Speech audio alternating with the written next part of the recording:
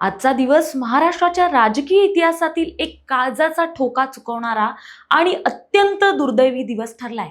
संपूर्ण महाराष्ट्र ज्या नेत्याला दादा म्हणून ओळखत होतं, ते नेतृत्व आज काळाच्या पडद्याआड गेलं आहे.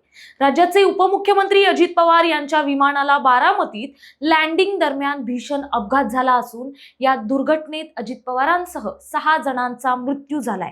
संपूर्ण राज्य सध्या सुन्न आहे आणि बारामतीवर दुःखाचा डोंगर कोसळला आहे. मिळालेल्या माहितीनुसार अजित पवार आज सकाळी मुंबईहून बारामतीच्या दिशेनं जिल्हा परिषद निवडणुकीच्या प्रचारासाठी निघाले होते. त्यांच्या खासगी विमानाने बारामती विमानतळाच्या धावपट्टीकडे झेप घेतली होती. मात्र लँडिंगच्या अगदी शेवटच्या क्षणी काहीतरी अघटित घडलं. तांत्रिक बिघाडामुळे विमानाचं नियंत्रण सुटलं आणि विमान धावपट्टी सोडून बाजूच्या एका शेतात जाऊन कोसळलं. हा अपघात इतका भीषण होता की विमानाने क्षणार्धात पेट घेतला.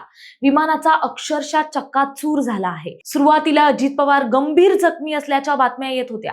मात्र त्यानंतर नागरी विमान वाहतूक संचालनालय म्हणजेच DGCA कडून अत्यंत धक्कादायक माहिती समोर आली. या विमानात अजित पवारांसोबत त्यांचे वैयक्तिक सहाय्यक, 2 सुरक्षा रक्षक आणि 2 पायलट असे एकूण 6 जण होते. या दुर्घटनेत कोणालाही वाचवण्यात यश आलं नाहीये.